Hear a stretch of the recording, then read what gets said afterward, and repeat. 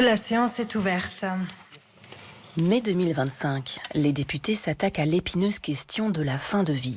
2 propositions de loi. Le développement des unités de soins palliatifs, approuvé à l'unanimité, la création d'un nouveau droit, l'aide active à mourir, qui, elle, divise l'Assemblée. Pour 305, contre 199, l'Assemblée nationale a adopté. À la question « Pourrions-nous choisir notre mort en cas de maladie incurable ?» Une petite majorité de députés répond oui, mais sous certaines conditions. Le patient demandeur devra être majeur, français ou résident stable, atteint d'une maladie grave, incurable en phase avancée ou terminale, éprouver des souffrances insupportables et être apte à exprimer sa volonté. En sont exclues les personnes atteintes de troubles neurocognitifs majeurs, comme les malades d'Alzheimer ou en coma profond. On ne peut pas demander une aide à mourir uniquement parce que l'on souffre physiquement ou psychologiquement. On ne peut pas demander l'aide à mourir uniquement parce qu'on a une maladie grave et incurable. Ce sont autant de critères cumulatifs qui peuvent permettre de demander une aide à mourir. Si le patient remplit tous les critères, plusieurs étapes.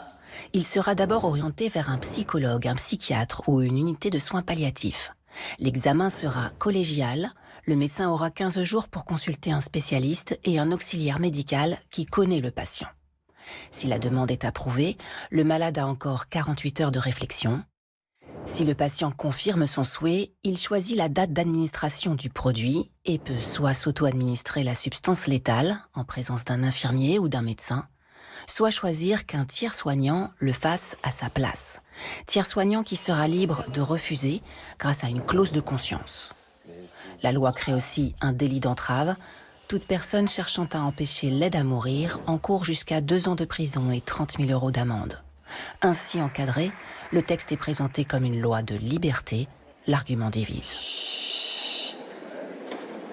Est-ce qu'on est libre de ses choix quand on est pauvre et qu'on ne peut pas se payer les médicaments non remboursés et les aides humaines et matérielles? Est-ce qu'on est libre quand on est grabataire, qu'on baigne dans sa sueur, ses urines, ses selles, et que l'infirmière ne passe qu'une fois par jour? Oui, la fin de vie est plus pénible quand on est pauvre et seul que quand on est riche et entouré, et que l'infirmière peut vous changer 24/24.